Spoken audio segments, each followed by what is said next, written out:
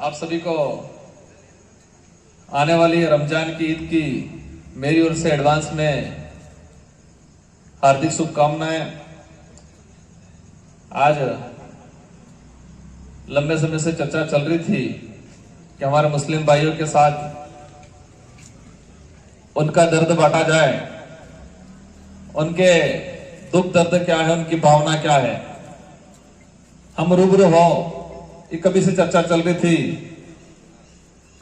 और ये इंतजार की घड़ियां खत्म हुई और आज मुलाकात होगी हमारे बांसवाड़ा के मुस्लिम भाइयों से। हमारे डूंगरपुर और 84 में तो हमारे रोज मुलाकात होती रहती है, लेकिन बांसवाड़ा में ये माने कि इतने सारे साथियों के साथ पहली बार हमारी मुलाकात हुई। साथियों, आप सबको पता है कि हम किस उद्देश्य से एकत्रित हुए, वर्तमान में क्या हो रहा है, हम किस देश में रह रहे हैं और जिस देश में रह रहे हैं वो देश किससे संचालित हो रहा है। देश संविधान से संचालित होना चाहिए, लेकिन जो संचालित करने वाले जो लोग हैं वो संविधान को ही बदलने की बात कर रहे हैं। इस देश को आजाद दिलाने में हर कौम का योगदान था। मुसलमानों का भी योगदान था और सबने मिलकर इस देश को आजाद कराया। हर वर्ग के व्यक्ति का कहीं न कहीं खून बहा इस देश को आजाद कराने में, बलिदान दिया। और आज इस देश के अंदर धर्म की राजनीति शुरू हो गई। लोगों में जहर घोला जा रहा है। आज ये जिस विचारधारा से हम यहां आए हैं, इस आदिवासी बाहुल्य क्षेत्र के अंदर हमने हमारे जीवन काल में देखा, हमारी कोई 50-70 साल की एज नहीं हुई है, बहुत कम उम्र हुई है, लेकिन शुरुआत से हम देखते आए कि क्षेत्र में जो डेवलप होना चाहिए था वो डेवलप नहीं हो पाया। संवैधानिक प्रावधान जो लागू होने चाहिए थे वो नहीं हुए। और देखते ही देखते हमें लगा कि इस देश के अंदर बेरोजगारी, शिक्षा की बात नहीं की जा रही है। इस देश में भारत पाकिस्तान की चर्चा की जाती है। इस देश में धर्म के नाम की राजनीति की जा रही है। हमारे सबकी जिम्मेदारी है इस देश को, संविधान को बचाए, क्योंकि यह देश जो देश का मुखिया बनता है उसी का नहीं है। यह देश में रहने वाले प्रत्येक वर्ग के प्रत्येक व्यक्ति के कहीं न कहीं इसकी हिस्सेदारी है और हमारा सबका हमारा यह देश है। लेकिन इन लोगों ने एक तरह का जो माहौल बनाया गया है, हर व्यक्ति धर्म के हिसाब से देखने लग गया है। और जब ये भारत आदिवासी पार्टी की विचारधारा इस इलाके में आई, लोगों ने हमारे बारे में भी कहा कि ऐसे कर रहे हैं, वैसे कर रहे हैं। लेकिन हम 84 के अंदर कहा, डूंगरपुर में कहा, आदिवासी समाज के हक अधिकार की बात कर रहे हैं हम और करेंगे कि किस कौम में पैदा हुए हैं, और जो व्यक्ति अपना कौम का नहीं हो सकता वो किसी का नहीं हो सकता है। हर व्यक्ति की जिम्मेदारी है जिस कौम में पैदा हुए उस कौम की पहले बात करें, मानवता की बात करें, इसके बाद देश की बात करें। और आज उदयपुर संभाग के अंदर देखा हमने कि आदिवासी समाज का सर्टिफिकेट लगा के बहुत नेता गए, लेकिन कहीं न कहीं उसी समाज का, जिस समाज का सर्टिफिकेट लगा के गए, उसी समाज का नुकसान करने का काम किया। यहां पर भी हमने देखा, सलीम भाई की बात निकली, भाई नावेद ने कहा था कि सच में डूंगरपुर बांसवाड़ा में पहली बार कोई जिला परिषद सदस्य बनाया था। और हमारे सामने उस समय चैलेंज था कि हमारे साथ में मुस्लिम भाई जुड़ा और टिकट दी। चैलेंजिंग ये था कि उनको जिताना, क्योंकि दूसरे लोग मजे लेते हैं, दूसरे पार्टियों के लोग मजे लेते हैं। और हमारे भाइयों ने रात दिन मेहनत करके उनको जिताया। लेकिन दुख की बात तब है जब उनको उप जिला प्रमुख बनाने की बात आई तो कांग्रेस के नेता जो आजादी के बाद से मुस्लिम भाइयों को कहते हैं कि हम आपके साथ हैं, आपकी सुरक्षा करते हैं, आपकी रक्षा करते हैं, लेकिन वही कांग्रेस के नेताओं ने 6 जिला परिषद सदस्यों ने बीजेपी को सहयोग कराया, लेकिन सलीम भाई को सहयोग नहीं कराया। इससे यह क्लियर हो गया कि वो लोग क्या चाहते हैं। और आज बांसवाड़ा के अंदर अगर डूंगरपुर बांसवाड़ा की बात करें तो बांसवाड़ा शहर के अंदर मुस्लिम भाइयों की तादाद ज्यादा है। आपने यहां से मेरी जानकारी में जो आया है 16 पार्षद जिता के भेजे। राजा रजवाड़ों से नहीं डरी, वो व्यक्ति आज ईडी के डर से भाग गया। ये मैं नहीं कह रहा, उन्हीं के नेताओं ने कहा है। और ये कलंक पूरे क्षेत्र पे लगा है, डूंगरपुर बांसवाड़ा पे लगा है, पूरी कौम पे लगा है। लेकिन ये एहसास कराना है कि वो नेता ईडी के डर से भागा, लेकिन जनता डरने वाली नहीं है। नेता उधर उधर हो सकता है, लेकिन जनता उधर उधर नहीं होगी। और हर 5 साल में यह अवसर आता है, और यह अवसर इस बार आया है। और एहसास कराना है, एहसास यह कराना है कि यह देश संविधान से चलता है, और संविधान में इस देश को चलाने की चाबी प्रत्येक व्यक्ति को दे रखी है, जिसको हम वोट कहते हैं। क्या कहते हैं? वोट, मत। और ये हर 5 साल में वो चाबी लगाने का अधिकार हर प्रत्येक व्यक्ति को है, 18 साल के ऊपर वाले को। और ये अवसर आ रहा है, और ये चाबी लगानी है। यहां से जाने वाले का जो उम्मीदवार खड़ा होता है संसद में, विधानसभा या लोकसभा में, सदन में घुसने का जो दरवाजा है उसकी चाबी खोलने की, उस दरवाजे के ताला खोलने की चाबी डूंगरपुर बांसवाड़ा की जनता के पास है। तो उनके ताले हमेशा के लिए बंद करने हैं, ताकि ऐसे लोग जाने से रुकेंगे, ताकि दूसरा कोई व्यक्ति हिम्मत नहीं करेगा, लोगों की भावना के साथ खिलवाड़ करने की कोशिश नहीं करेगा। और जो सभापति, जो चेयरमैन इधर से इधर भागा है, आज ठान लो आप सब मिलके कि ऐसा व्यक्ति इस नगर परिषद के किसी भी कोने से खड़ा होता है, उसको ऐसी तरह से खड़ाओ कि दूसरी बार दूसरा ऐसे साहस नहीं करे। आप लोगों के बहुमत से बना। अगर आप लोग बहुमत नहीं देते, 16 और 4 20 पार्षद का बहुमत नहीं देते, क्या वो सभापति बनते हैं? बनते वो सभापति? आपके साथ धोखा हुआ कि नहीं हुआ है? इसलिए सभी को एकजुट रहना है।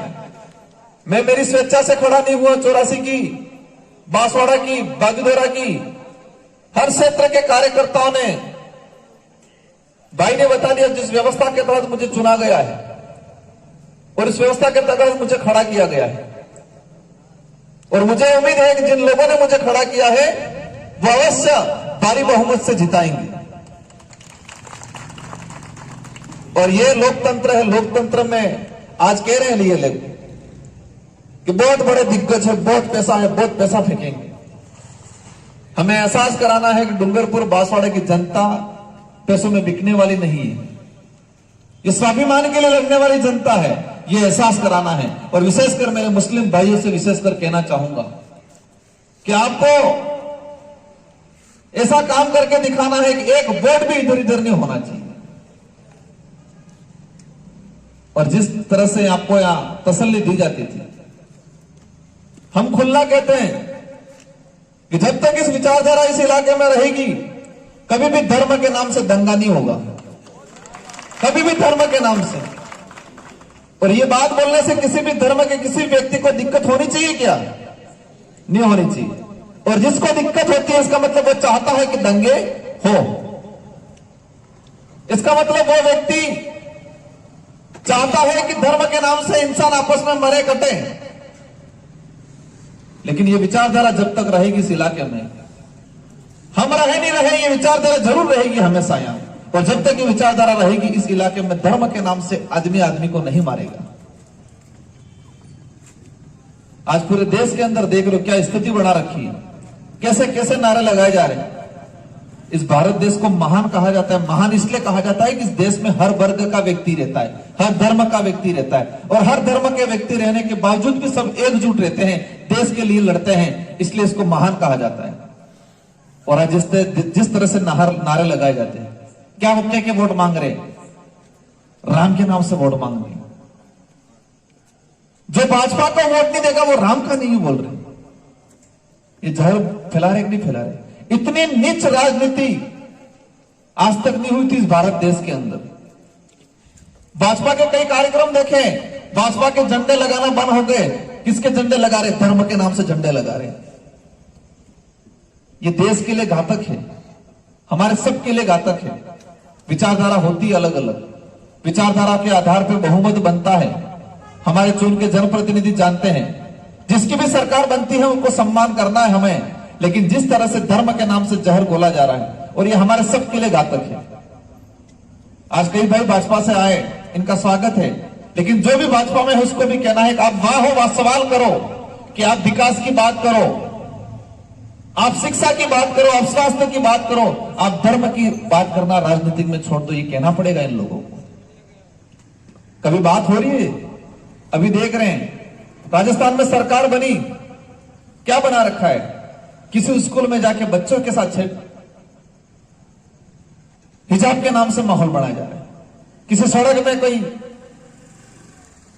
कोई मांस मटन के नाम से माहौल बनाया जा रहा है। लेकिन ये सरकार बनने के बाद दिसंबर में सरकार बनी, अभी तक शिक्षा के लिए कभी कुछ काम हुआ? दुर्भाग्य है कि जिस शिक्षिका ने बाबा साहब अंबेडकर की तस्वीर लगाई, सावित्रीबाई फुले की तस्वीर लगाई, और उस शिक्षिका को एपीओ करके बीकानेर भेज दिया गया। ऐसे नेता पैदा हुए। अंबेडकर जी की तस्वीर लगाने से दिक्कत हुई। और आज मैं भी भागीदारा में सुना, मैं परसों कार्यक्रम गया, और कार्यक्रम जाने से पहले कह रहे हैं मैंने सब 2 कर्मचारियों को भी एपीओ कर दिया। बेचारे उन कर्मचारियों का कोई रोल नहीं था, ये तानाशाही कर रहे हैं। वो एपीओ कर सकते, ट्रांसफर कर सकते, किसी की नौकरी नहीं छीन सकते। और कहते हैं, हमारे बड़े बुजुर्ग कहते आए हैं, जब दिया बुझता है के तो बहुत फड़फड़ाता है। दिया बुझता है तब बहुत फड़फड़ाता है।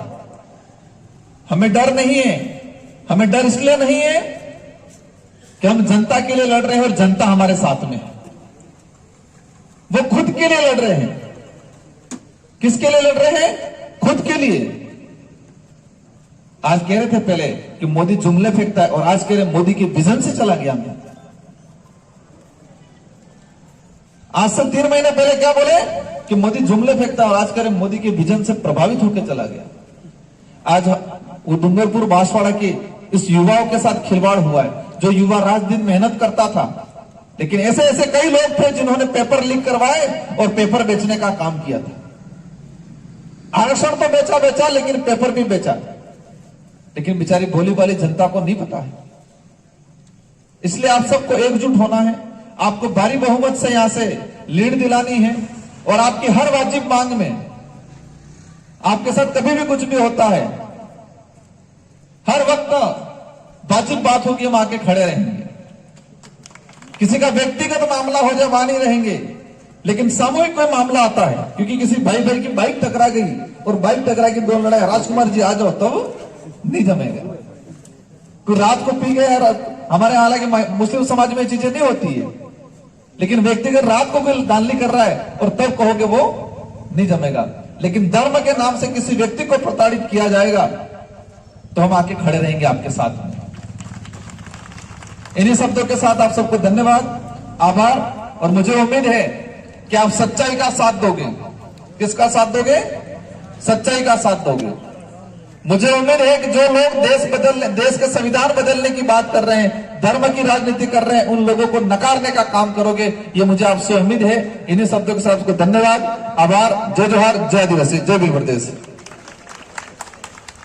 हेमंत नारा जी जो हमारे बीच में पधार चुके हैं, बहुत ही हमारे बीच में देखते होंगे। मेरे से भी ज्यादा एक जोर का नारा है। राजकुमार रावत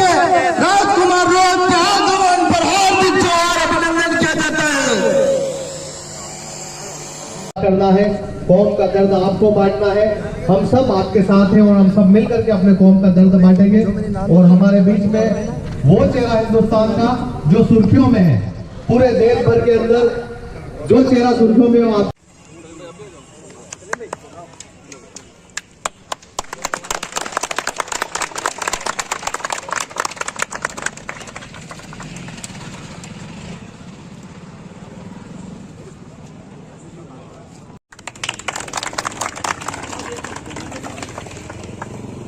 और आज के कार्यक्रम की अध्यक्षता हेतु मैं मोहतरम जनाब सलीम भाई, जो भारत आदिवासी पार्टी के राष्ट्रीय उपाध्यक्ष हैं, सलीम भाई पीठ सिमलवाड़ा से तशरीफ लाए। सैफुल्ला खान पठान साहब, वार्ड अध्यक्ष 32 सैफुल्ला चाचा, जो राजकुमार जी रोड का स्वागत करते हैं और सभी शाही दरवाजा कमेटी में और भी मेरे भाई हैं, अंजार और राजा बकरानी। कहाँ हो आप लोग? आदिवासी पार्टी से जुड़े हैं, जिसमें पंच के सदर भी जुड़े हैं और कांग्रेस बीजेपी के युवा भी जुड़े हैं। इस बारे में आप क्या कहना चाह रहे हैं?